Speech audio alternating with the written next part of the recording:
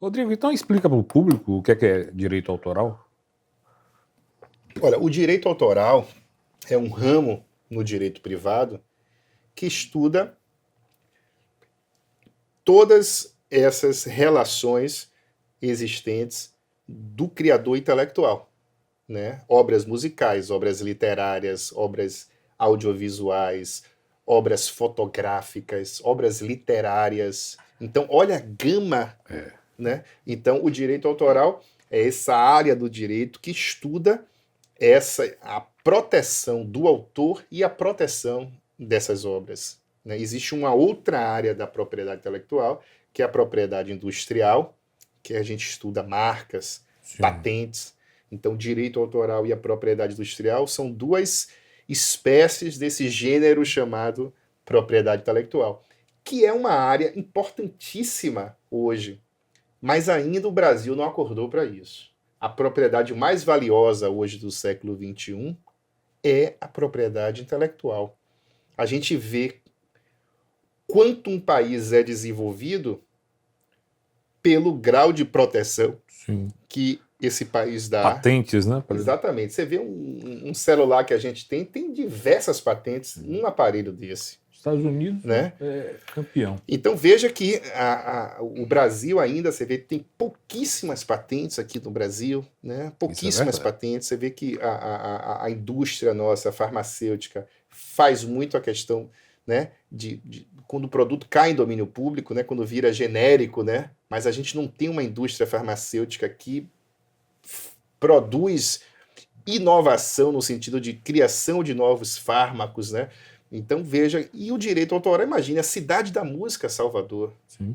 Como é que a gente não vai saber sobre direito autoral? Como é que aqui não pode ter e a Universidade Pública, a Universidade Federal da Bahia, e eu quero que essa matéria seja uma matéria vista não apenas pelo público jurídico, não apenas pelos futuros advogados, juízes, mas também pelos próprios estudantes da escola de música, né, dentro da UFBA. Sim, então não adianta você saber ler partitura, saber fazer um arranjo, e se você não sabe quais são os seus direitos, o que é um direito conexo, o que é um direito de autor.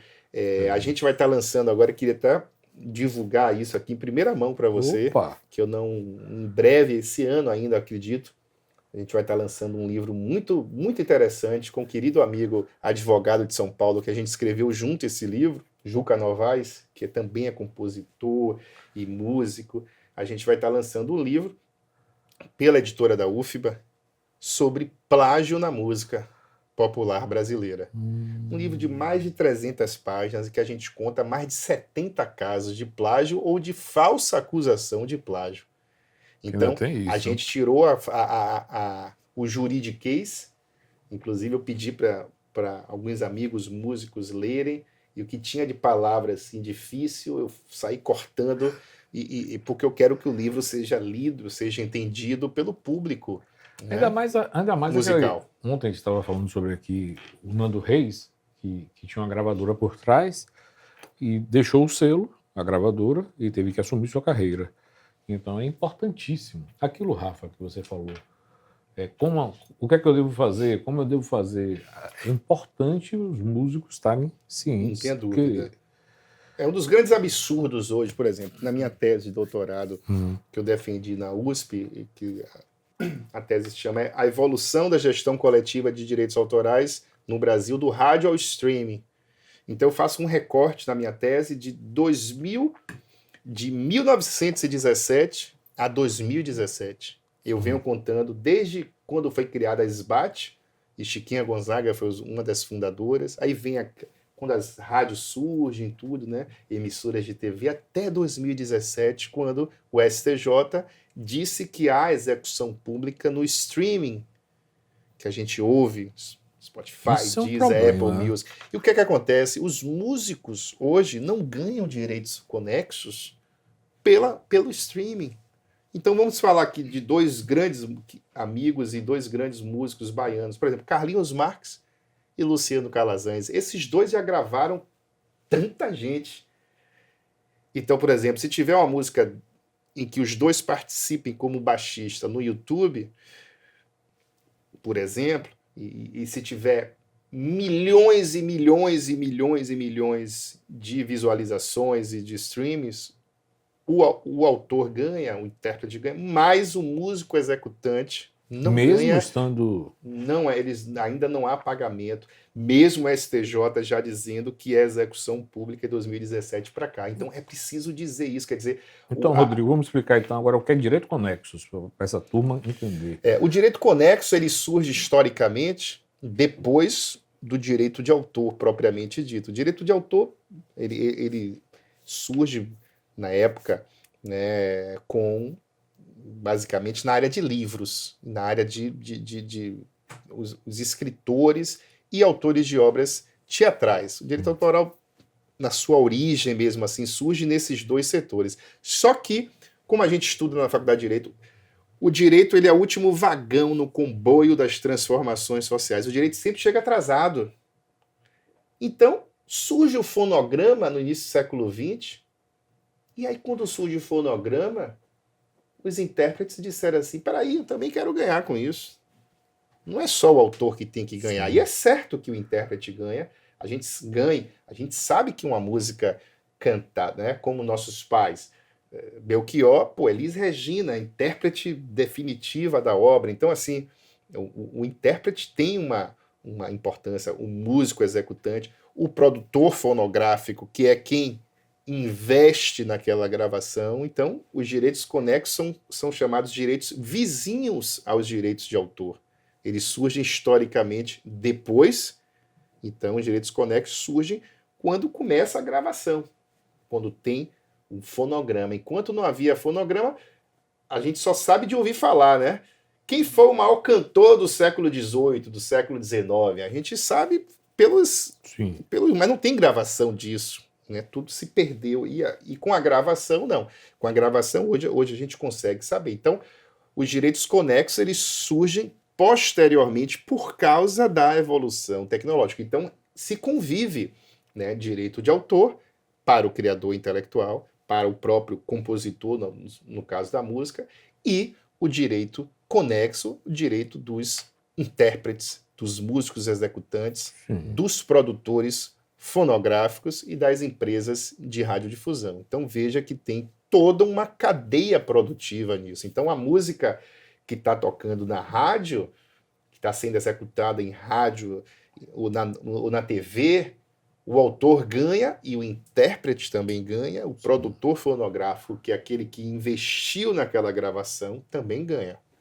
Até porque você já faz, né? Na hora que você prepara, aí você já faz a distribuição ali, né?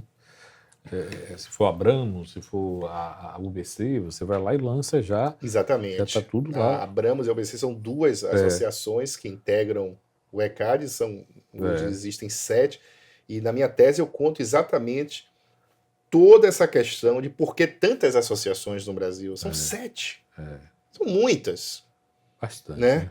Então, só quem pode cobrar isso perante o usuário é o ECAD, o Escritório Central de Arrecadação e Distribuição. E o ECAD surge historicamente na década de 70 por conta de várias associações cobrando.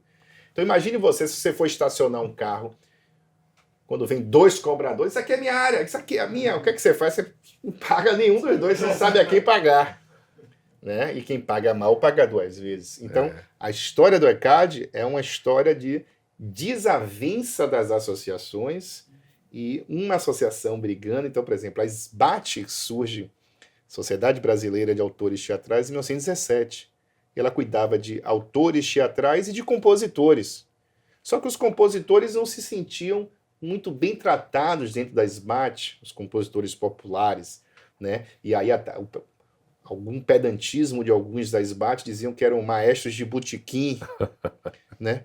E aí houve um racha, né? E aí surge a UBC em 1942. Antes até houve uma tentativa de uma outra associação, a BCA, surge antes, né? Mas depois ela não prosseguiu. E aí surge a UBC, que foi a primeira associação na área musical do Brasil. Depois começa a haver brigas internas e surgem outras. Então, SBACEN, SADEMBRA, e aí vão surgindo historicamente outras associações, né, um monte. E aí várias começaram a cobrar e isso gerou uma insegurança jurídica muito grande. Até que em plena ditadura militar, em 1973, de cima para baixo mesmo, foi criado o ECAD através de lei, porque não se conseguiu reunir isso. Não se conseguiu, dentro da própria classe, uma associação única. Então veja que o ECAD surge para dizer, agora só quem pode cobrar essa, e essa repassa para as associações, e as associações repassam para os titulares. Então veja que muita gente não conhece a história, por isso que é importante a gente estudar essa história para entender, né, como é que surge. E o direito de autor e a tecnologia são dois temas, né, que sempre a tecnologia está na frente. Sempre. Então, será que foi por isso que o Tom Jobim, o Chico Buarque, eles registraram as obras lá fora? Eles se queixavam muito das associações. De fato, a gestão coletiva de direitos autorais no Brasil melhorou muito. Melhorou muito. Mas na época deles deixava muitíssimo a desejar. Deixava muito a desejar, havia muita inadimplência, havia poucas pessoas especializadas e havia ainda uma falta de consciência, como hoje ainda existe. Então tem dono de emissora de rádio que acha que está divulgando sua música, que está fazendo um favor quando não se cobra ainda o jabá. O jabá. Né? Então veja que é uma total inversão da coisa, né? Porque ninguém liga a rádio para ouvir publicidade. O chiado. Você quer ouvir música. O anúncio publicitário ele é um intruso ali que sustenta a rádio, mas... Né? É uma inversão. Uma inversão, por exemplo, a questão dos nomes dos autores, é uma coisa que eu venho lutando há mais de 20 anos. A única rádio que respeita fielmente a lei de direitos autorais em relação à obrigação de dizer o nome dos compositores é a Rádio Educadora. Sim. Só ela diz o nome do compositor da obra, fielmente. Outras dizem às vezes, ou geralmente dizem o nome do intérprete só. Então o autor, ele é um invisível praticamente dentro da nossa sociedade, o que isso gera efeitos assim terríveis.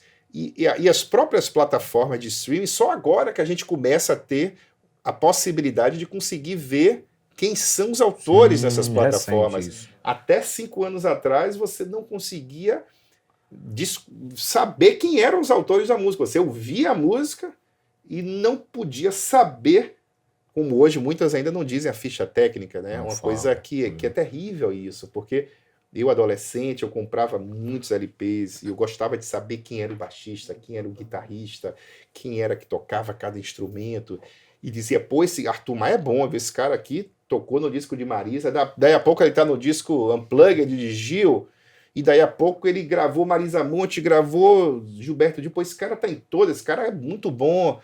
E hoje a gente não sabe quem está tocando, muitas vezes, se você não tem o disco e o CD ainda, né? Então, é uma invisibilidade o que a rede... Não sou anti-internet, não sou contra a internet, pelo contrário. Mas deveria ser uma facilidade, né? Exatamente. Até porque hoje é muito simples, né? Simples, você apertar o botão e aparecer. Agora... houve muitos profetas, falsos profetas com a internet. Disseram que quando surgisse a internet, agora você estaria livre das gravadoras e os intermediários iriam sumir. Surgem novos intermediários. Só muda. Tem um agregador, tem isso, tem aquilo. Então, na verdade... Essa coisa é uma loucura. Eu estava comentando também ontem sobre isso. E os valores pagos, né? Os valores pagos são... Você vivia de música. Hoje você não vive de música. Tá. Você fazia show. Hoje você não está conseguindo fazer mais show. Porque ninguém consegue pagar.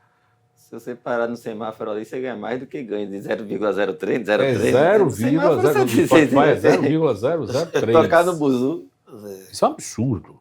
Alguém tem que chegar lá e botar a mão e falar, para que está errado aí. Há uma assimetria, há uma questão aí muito forte. E essa briga não é uma briga nacional. Não. Porque antigamente era uma briga com as gravadoras nacionais. Hoje essa briga é uma briga global. Global e... É uma briga global. Muita gente sumindo aí no mercado, né?